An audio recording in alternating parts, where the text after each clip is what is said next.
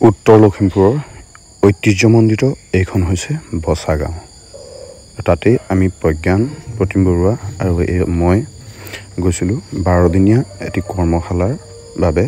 কৰ্মশালা নহয়, আচলতে ভাওনাৰ বিষয়ত আখৰা, য'ত ভাওনাৰ অভিনয়, গীত, নৃত্য, বাদ্যকে আদি কৰি সকলোখিনিয়ে যিকণ জানো তেওঁলোকক দেখুৱাবলৈ চেষ্টাহে কৰিছিলোঁ মাত্ৰ।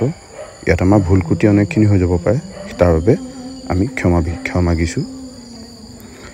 আৰু লগতে ৰাইজৰ সহযোগিতা, মৰম, আদৰ সঁচাই ক'ব লাগিব যে বচা গাঁওবাসী ৰাইজৰ আন্তৰিকতা আৰু মৰমক বুকুত বান্ধি লৈ আমি নিস্বাৰ্থভাৱে খুব সুন্দৰভাৱে তেওঁলোকক সকলোখিনি দেখুৱাই যাবলৈ চেষ্টা কৰিছিলোঁ।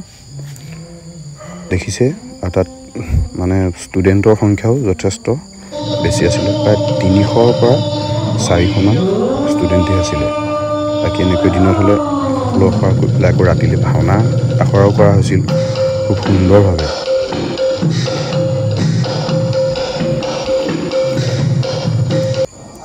আৰু এই কৰ্মশালাভাগি আয়োজন কৰিছিলে বচা গাঁৱৰে এটি অগ্ৰণী সাংস্কৃতিক অনুষ্ঠান বাসুদেৱ নাট্যগোষ্ঠীয়ে, যাৰ পূৰ্ণ প্ৰচেষ্টাত আৰু বচা গাঁওবাসী ৰাইজৰ সহযোগিতাত এই ভাগ খুব সুন্দৰভাৱে আয়োজন কৰা হৈছিল, য'ত নেকি শিশুসকলৰ আগ্ৰহ আন্তৰিকতা দেখি আমি সঁচাই আপ্লুত হৈছিলোঁ। তেনেকৈয়ে 12 দিনীয়া কৰ্মশালা হৈছিল।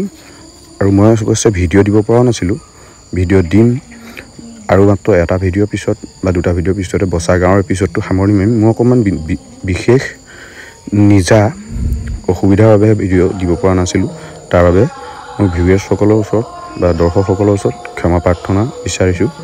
বাকী আপোনালোকে চাই যাব, ভিডিঅ'টো কেনেকুৱা পালে জনাব।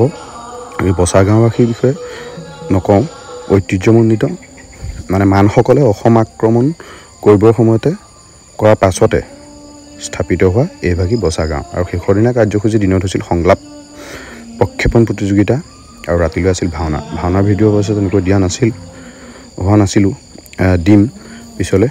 বাকী আপোনালোকে ভিডিঅ'বোৰ চাই কেনেকুৱা পাইছে জনাবলৈ নাপাহৰিব। আপোনালোকৰ আচলতে এটা কমেণ্টে আমাক বহুত উদ্দীপনা জনায়।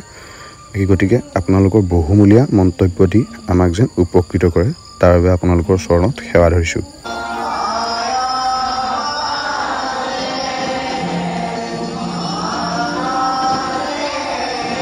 বাকী আজিৰ ভিডিঅ'টো এনেকৈ সামৰণি মাৰিছোঁ। নতুন এটা ভিডিঅ'ৰ লগত কালিলৈ লগ পোৱাৰ প্ৰতিশ্ৰুতিৰে আজিলৈ